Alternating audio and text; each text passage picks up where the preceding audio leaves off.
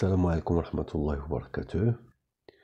أعزائي تلميذات وتلاميذ الثانية علوم رياضية، في هذا الفيديو إن شاء الله غادي نصحو l'exercice 46 page 195 sur les fonctions logarithmiques. Là, il s'agit d'un exercice sur la détermination d'une suite Sn définie par une somme. On va utiliser le théorème des accroissements finis. Voilà. Alors la première question, étudier les variations de cette fonction sur l'intervalle 1 plus l'infini, bien sûr, ouvert de côté de 1. Alors j'ai quel que soit x appartient à 1 plus l'infini, f' de x, c'est la formule de la dérivée logarithmique qui va vous donner 1 sur x divisé par ln de x qui est égal à f' de 1 sur x ln de x. Alors on a x strictement supérieur à 1 implique que ln de x strictement positif. Et donc, quel que soit x strictement supérieur à 1, j'ai toujours x ln de x strictement positif, d'où quel que soit x strictement supérieur à 1, j'ai toujours f' de x strictement positif. Donc, la fonction f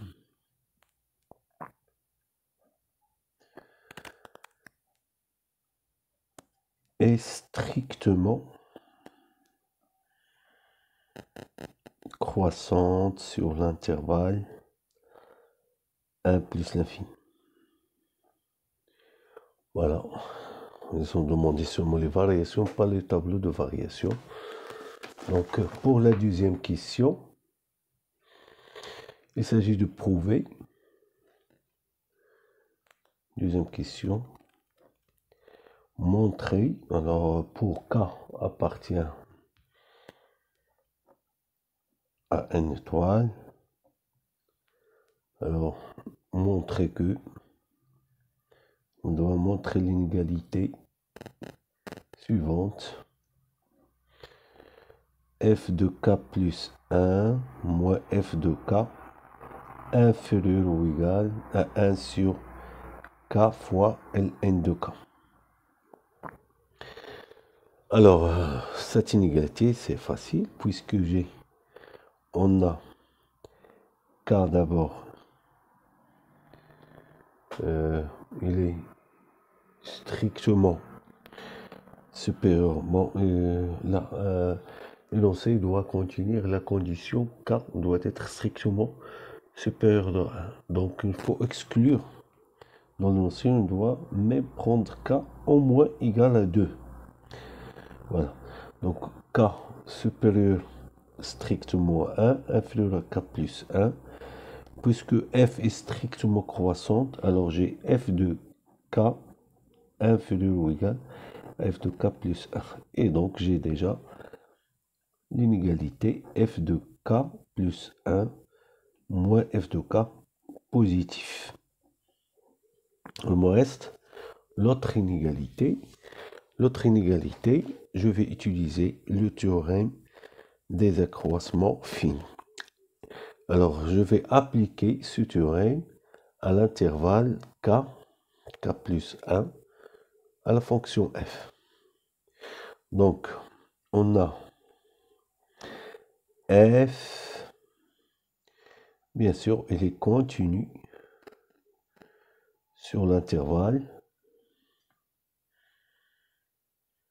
K plus 1. Voilà, car j'ai l'intervalle K plus 1, il est inclus dans l'intervalle 1 plus l'infini, et f il est continu sur cet intervalle. F est dérivable sur l'intervalle ouvert K plus 1 pour les mêmes raisons. Voilà. Car j'ai Ln, voilà, pour justifier ces deux conditions. quel que soit x strictement supérieur à 1, j'ai ln de x strictement positif. Et voilà, donc dans ces conditions, j'ai la fonction ln de x est dérivable sur l'intervalle 1 plus l'infini. Voilà, c'est ln d'une fonction strictement positive et dérivable. Donc je dois ajouter ici ln est dérivable.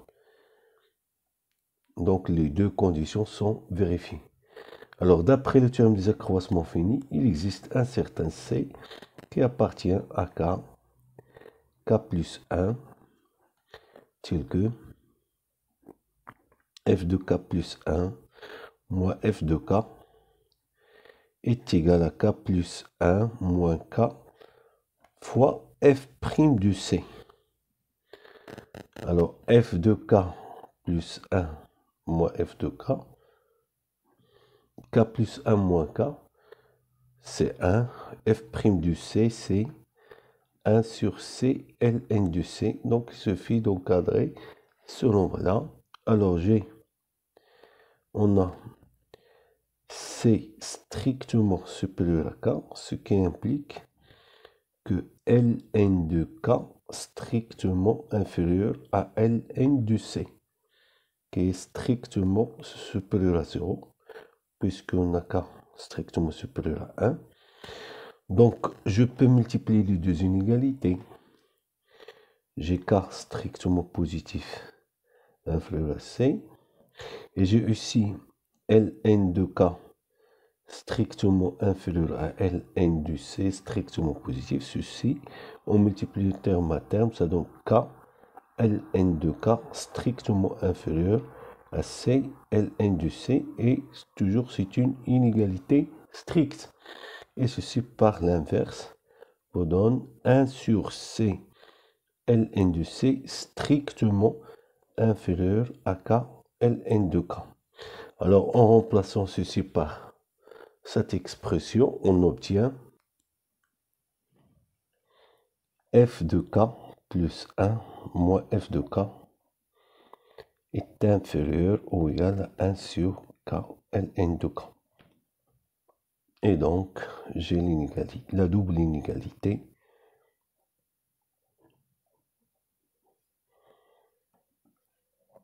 F de K plus 1 moins F de K inférieur à 1 sur K fois ln de K.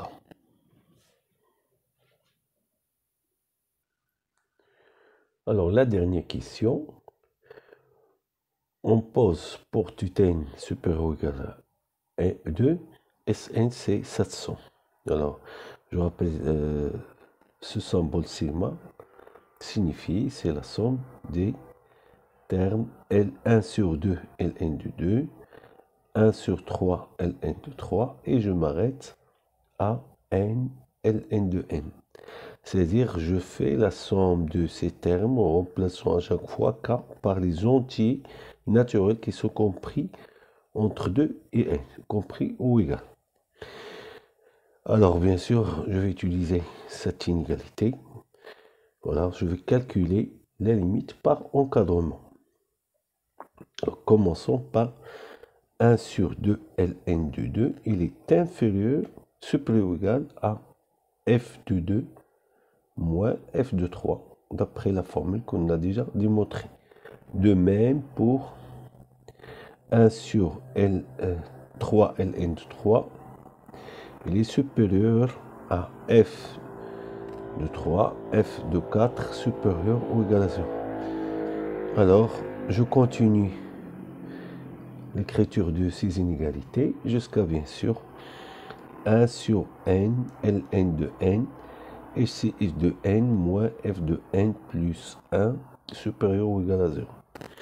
Alors, qu'est-ce que j'obtiens? C'est la somme. Je vais faire la somme de ces inégalités terme à terme. Alors, additionnons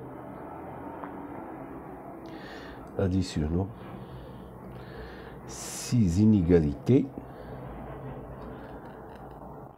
terme à terme. Terme à terme, voilà. qu'est-ce qu'on obtient? Là, je vois tout de suite que j'ai des termes qui vont disparaître.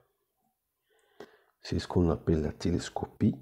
Il me reste ce terme, Fn plus 1 moins